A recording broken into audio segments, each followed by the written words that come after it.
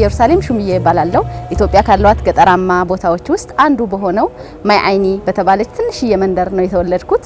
አሁን ደግሞ በአፍሪካ ህብረት ውስጥ ሲሳ በተባለ ዲፓርትመንት በፕሪንሲፓል ሪሰርች ኤንድ አናሊስትነት እየሰራው እገኛለሁ።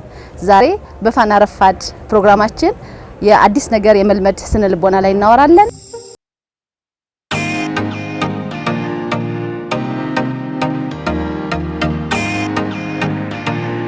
አዲስ ነገር እንግዲህ ከዚህ ቀደም ወይ አይተነው ወይ ሰምተነው ወይ ተለማምደነው የማናውቀው ነገር እንዲሁም ደግሞ ከዚህ ቀደም የማናምንበት ወይ ደግሞ የእምነታችን አካል ያልሆነን አንድን ጉዳይ አዲስ ነገር ነው ብለን ልንጠራ እንችላለን። የመጀመሪያው አዲስ ነገር ምናልባት እድሜን አላስታውስም፣ ግን በጣም ልጅ ሆኜ በዛ ሰዓት አባቴም እናቴም ሁለቱም እኛን ጥለውን መሄድ የነበረባቸው ሁኔታ ተከሰተ፣ እነሱም ሳይፈልጉ ማለት ነው።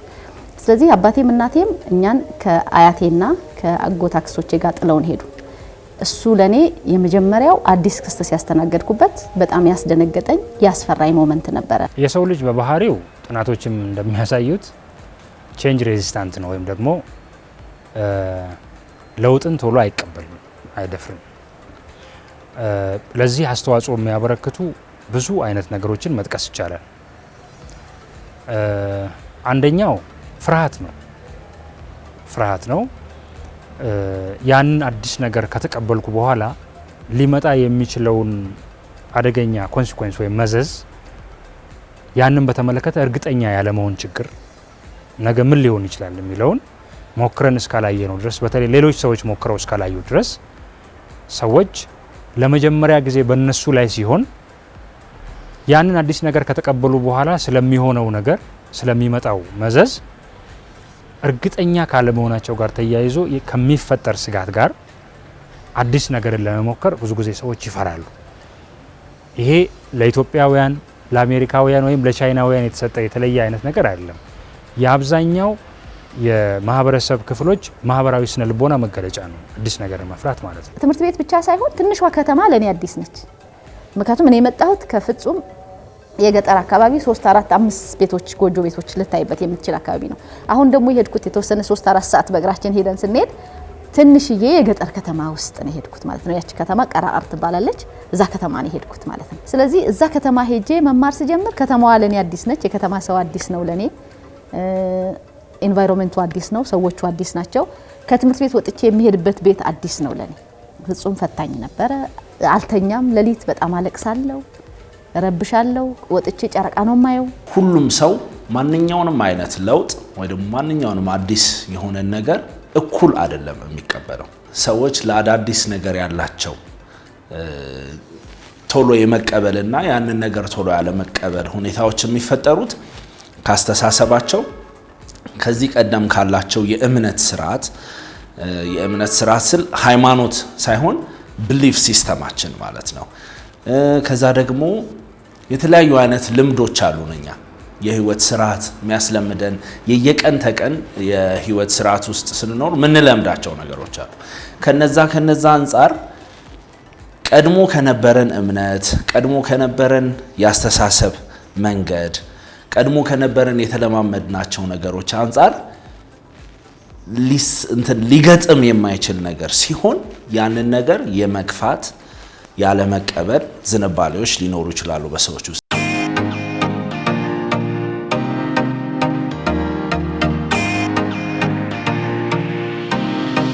ከተማው በአጠቃላይም ግራ አጋብቶኛል፣ ትንሽ ከብዶኛል፣ ተልቆብኛል።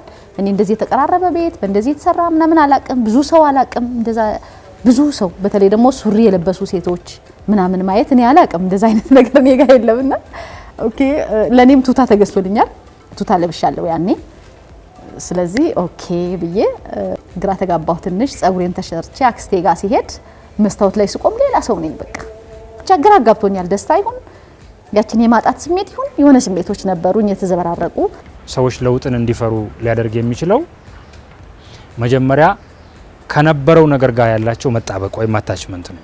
መልመድ፣ የነበረውን ነገር መልመድ፣ በደንብ ወደ ውስጥ አስርጾ መቀበል፣ ማመን። ያን ነገር በደንብ ወደ ውስጣችን አስርጸን ካመንነውና ከተቀበልነው ያንን ነገር ቶሎ ከውስጣችን አውጥቶ ሌላ አዲስ ነገር ከዛ ጋር ተቃራኒ የሆነ ከዛ ጋር የተለየ ነገርን ቶሎ ለመቀበል በከፍተኛ ሁኔታ ሰዎች ይቸገራሉ።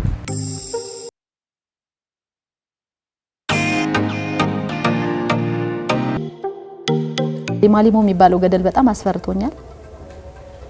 በቃ መኪናው ሲሄድ የሚያልቅልን የምንሞት እንደዚህ አይነት ነገር ስሜቶች ተሰምተውኛል። ሌሎች ሰዎች ብዙ ሰዎች ሞክረውት ያንን ነገር በሌሎች ቀድሞ በሞከሩ ሰዎች ላይ በመሞከራቸው ምክንያት የሚመጣውን ለውጥ አይተው እስካላመኑ እርግጠኛ እስካልሆኑ ድረስ በራሳቸው ለመጀመሪያ ጊዜ ወይንም ጥቂት ሰዎች ብቻ ያን አዲስ ነገር በሞከሩበት ሁኔታ አምኖ ለመቀበል ይቸገራሉ። የከተማ ሰው ሆኛለሁ። ከተሜ ነኝ። ሽሬ ነው ያለሁት ማለት ነው። ሽሬ ስመጣ 4ኛ ክፍል ነኝ። አዲስ ትምህርት ቤት፣ በጣም ትልቅ ትምህርት ቤት፣ በጣም ብዙ ሰው ያለው በትልቁ የሚያስተናግድ ለኔ ደግሞ የአዲስ ከተማ ህይወት የጀመርኩበት የመጀመሪያው ዩኒፎርም ለብሼም ትምህርት ቤት የሄድኩበት የመጀመሪያው ክስተት ሆነ ማለት ነው። ይሄኛ እነሱ ጋር ለመግባባት የማደርገው ሂደት የሆነ ሰው አይቶኝ በራሱ መንገድ ሊሆን ይችላል፣ በራሱ ዓለም ላይ ሆኖ ሊሆን ይችላል። አይቶኝ ዞር ብሎ ሲሄድ እኔን ስላልወደደኝ መናገር ከኔ ጋር ስላልፈለገ ማውራት ስላልፈለገ ኢግኖር አድርጎኝ እንደሄደ ነው ውስጤ የሚያስበውና ምሰጋው ማለት ወይ ደግሞ ምፈራው ማለት። አዲስ ነገርን ለመቀበል መዘጋጀት አለባቸው። አንድ አባባል አለ። ምናልባት የማይለወጥ ነገር ካለ የማይለወጠው ራሱ ለውጥ ራሱ ነው የሚባል አባባል አለ። ለውጥ የማይቀር ነው፣ ሁልጊዜ ያለ፣ ትላንት የነበረ ዛሬም ያለ ነገም የሚቀጥል ነገር ነው። ባለበት ነገር ላይ የሚቆም ነገር የለም። ስለዚህ ሰዎች ሁልጊዜ አዲስ ነገርን ለመቀበልና አዲስ አሰራርን ከዚህ ጋር ተላምደው ራሳቸውን ከሁኔታዎች ጋር ከሚለዋወጡ ሁኔታዎች ጋር አስማምተው ለመሄድ ሁሌም መዘጋጀት አለባቸው።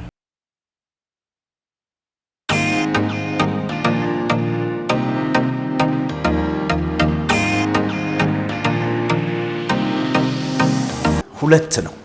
ጤናማም ነው፣ ጤናማም ያልሆነ አለ። ወይ ደግሞ ልክም የሆነ ፍርሃት አለ፣ ልክም ያልሆነ ፍርሃት አለ። መጠኑ ነው የሚለያየው። ወይ ደግሞ የሚፈጥረው ኮንሲኩዌንስ ወይ ደግሞ የሚያመጣው መጥፎ ነገር ነው የሚለያየው። ሳገባ ደግሞ ያው የገጠር ጋብቻ መንገድ ነው ያገባሁት። በቤተሰቦቼ ፍቃድ መሰረት ነው ያገባሁት። እኔም እሱም ስንጋባ አንተዋወቅም። ከዛ ደግሞ እሱ የከተማ ሰው ነው፣ የተማረ ነው፣ ከአዲስ አበባ ነው የሚመጣው። እኔ ደግሞ ገና 9ኛ ክፍል ወደ 10ኛ ክፍል አልፌ ተማሪ ነኝ። ያው የገጠር ከተማ ልጅ ነኝ ማለት ነው። ያኔ ደግሞ ትልቅ ፈተና ሆነ። ደስተኛ አይደለሁም፣ ፍቃደኛ አይደለሁም፣ ግን ደግሞ ማሟላት አለብኝ። ከዛ ደግሞ በሌላ ጎኑ ደግሞ ጓደኞቼ ከኔ ጋር ትምህርት ቤት የሚውሉ ከኔ ጋር የሚሄዱ ሰዎች ደግሞ ይሄን እንደ ትልቅ እድል የሚያዩት ሰዎች ደግሞ አሉ። እነሱ ደግሞ መጥቶ ወይኔ ታድለሽ፣ እንኳን ደስ አለሽ፣ አዲስ አበባ ልትሄጂ ነው፣ የተማረ ሰው ልታገቢ ነው፣ እንዲህ የሚሰራ እንዲህ የሚያረግ እዚህ የሚወስድሽ እንዲህ የሚያረግልሽ ደግሞ ይሉኛል። ስለዚህ ልቤም የሆነ የተረጋጋ ስሜት አይደለም ያለው። እሁድ ሰርጋችን ነበረ። ማክሰኞ ወደ መቀሌ መምጣት ነበረብኝ፣ ከመቀሌ ወደ አዲስ አበባ ማለት ነው። ስለዚህ ወደ መቀሌ በመኪና መጣን። ሐሙስ በአውሮፕላን ወደ አዲስ አበባ መጣ። አሁን ደግሞ አውሮፕላን አይቻላቅም። አውሮፕላን መሳፈር ደግሞ ለኔ አዲስ ነገር ነው። ህይወቱ አዲስ ነው ለኔ፣ ሰዎቹ አዲስ ናቸው ለኔ። ያላቃቸውም ከነሱ ጋር የሚሄድ ሰዎች ገና ለመጀመሪያ ጊዜ ነው ያየኋቸው። ሙሽራ ነኝ። አዲስ አበባ በጣም ትልቅ ከተማ፣ በጣም ብዙ ቤቶች፣ ብዙ ፎቆች፣ ብዙ መኪኖች፣ ትልልቅ አስፓልቶች ያለው አዲስ አበባ ማለት ነው። ከዛ በኋላ ያለው ህይወት ቀላል አልሆነም። ወይ ደግሞ አዲስ ነገር እንደመልመድ ብዬ ስወስደው አዲስ ነገር መልመድ ውስጥ ራስህን መተውን ጭምር ያካትታል። አዲስ ነገር መልመድ ውስጥ in order to win your fight your race ሌላ ሰው መሆንን ይጠይቃል። ለኔ እንደዛ ጠይቆኛል። ሰዎች ለሁሉ ነገር የተጋለጡ አይደሉም። ወይ ደግሞ ሁሉንም ነገር ኤክስፔሪየንስ ያደረገ ሰው ማንም የለም። ሁሉንም ነገር የምንለምደው ስንደርስበት። ለምሳሌ እኛ የኤሌመንተሪ ተማሪዎች እያለን ሃይ ስኩልን በቃ እንደሆነ ነገር አድርገን እናስባለን ወይ እንፈራዋለን። የተለያዩ እኛ ከዚህ ቀደም ሰምተናቸው ማናውቃቸውን የትምህርት አይነቶች መኖራቸው በራሱ የሚያስፈራ ስሜትን ይፈጥራል። ልክ ስንደርስበት ነው ኤክስፔሪየንስ የምናደርገው ወይ የምናውቀው።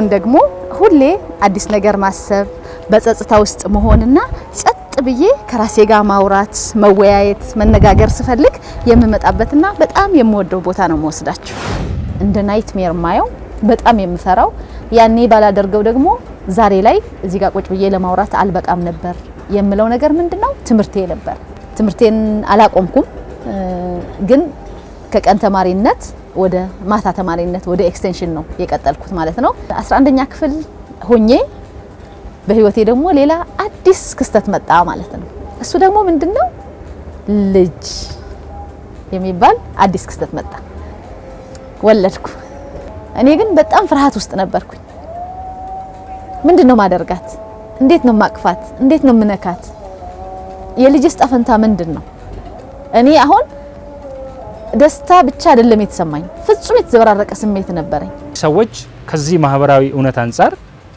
አዲስ ነገርን ለመቀበል በራሳቸው ላይዘጋጁ ይችላሉ ላያምኑበት ስለሚችሉ ግን ለውጥ የሚያመጡ አካላት ማህበረሰብን ወይም ደግሞ የማህበረሰብ አባላትን የሚመጡ አዳዲስ ነገሮችን ለውጦችን እንዲቀበሉ ማዘጋጀትና ማሳመን ይተበቅባቸዋል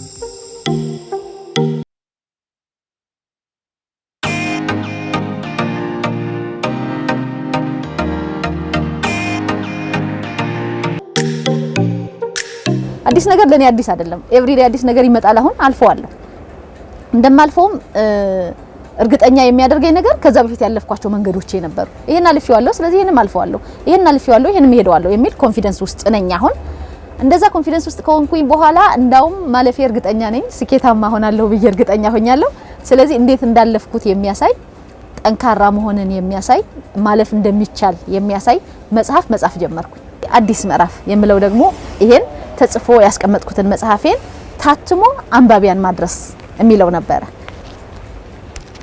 ከዛ ይሄ መጽሐፍ መጀመሪያ የተጻፈው በአማርኛ ነው እኔ የጻፍኩት በአማርኛ ቋንቋ ነው ማለት ነው ከዛ በኋላ ደግሞ ወደ እንግሊዘኛ ቋንቋም ጭምር መተርጎም ደግሞ ነበረበት የመጽሐፉ ርዕስ ራስን የመሆን ሚስጥር ይላል በአማርኛው በእንግሊዘኛው ደግሞ The Secret of Being Yourself የሚል መጽሐፍ ማለት ነው ህይወት ይቀጥላል አሁንም ይቀጥላል ህይወት በቀጠለ ቁጥር ደግሞ ሁሉ ጊዜ በህይወት እስካለን ድረስ አዲስ ነገር አብሮን አለ ፈተናዎች ደግሞ አብረውታሉ ስትራግሎቹ አብረውታሉ ምናልፋቸው ነገሮችም አብረዋሉ ማለት ነው ሰዎች ለምን አዲስ ነገር ጠቃሚ ሆኖ ሳለ ወይ ደግሞ ሊጠቅማቸው እንደሚችል ያወቁ ለምን አይቀበሉ ሁሉ ነገር ቅደም ተከተሉን ይዞ ሲመጣ ነው የምንቀበለው በስነ ልቦናው ምን ይባላል ኤክስፖዠር ቴራፒ ይባላል ኤክስፖዠር ቴራፒ ማለት የምንፈራቸውን ነገሮች ከዚህ በኋላ ላለመፍራት በአንደኛ ሴፍ በሆነ ኢንቫይሮንመንት ወይ ደግሞ መጠኑ በጣም ትንሽ በሆነ መንገድ ያንን ነገር ራሳችንን ማስለመድ